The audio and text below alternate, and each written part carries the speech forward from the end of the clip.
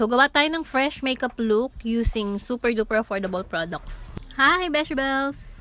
So, for today, gagawa tayo ng fresh makeup look gamit yung mga affordable lang na products pang everyday makeup look. So, first, I'm going to use this Everbilena Shine 3 Foundation. Na-prep ko na yung face ko ahead, nakapaglagay na ako ng sunscreen. So, isa tong Everbilena sa affordable foundation na makikita mo sa drugstore. Pero may isa pa akong ma-recommend na mas gusto ko talaga yung BBholic BB Cream. So, sa next video, yun naman yung gagamitin ko. And ilalagay ko na lang yung links ng mga products na gagamitin ko sa comment section or kung saan ko man sila pwedeng iwan. Wala nga lang coverage itong foundation na to. So, kung medyo marami kang sumpang tinatago sa mukha, ayan, gumamit ka muna ng concealer. For the eyebrows, gamit tayo ng eyebrow soap. This is from MQ Cosmetics. Sobrang favorite ko to. As you can see, I hit the pan na. Gamit lang tayo ng spoolie, babasain mo siya, and kuha ka lang ng products, lagay mo sa kilay mo. Make sure na malagyan lahat ng buhok ng iyong kilay and brush mo lang yan ng maayos. Medyo messy tingnan, pero don't worry, pwede mo naman yung linisin after gamit ang angle brush or kahit wet wipes or tissue. For the eyes, ito yung gagamitin ko yung lip tint na tinda ng anak ko, yung Manifest Manikiss Lip Tint. Pwede to sa lips, pwede sa cheeks, and pwede na rin sa eyes. Sobrang mura nito guys, 79 pesos lang to. And i-apply ko lang siya directly sa mata ko, ayan, and i-blend ko na lang siya using my finger. Kung meron kayong highlighter o mga shimmery na eyeshadow, ayan, maglalagay din tayo sa mata natin ito. Itong gamit ko is yung Shelia highlighter from Mermaid Island. Ilalagay ko lang siya sa center ng aking eyelids.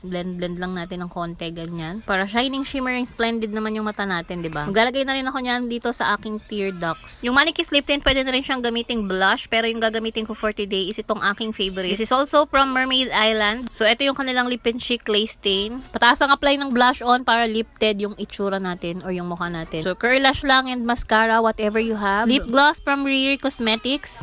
And then, let's set everything using baby powder. Lahat ng products na ginamit ko, less than 200 pesos lang sila. And syempre, all links will be in the usual places. Bye! Thank you for watching!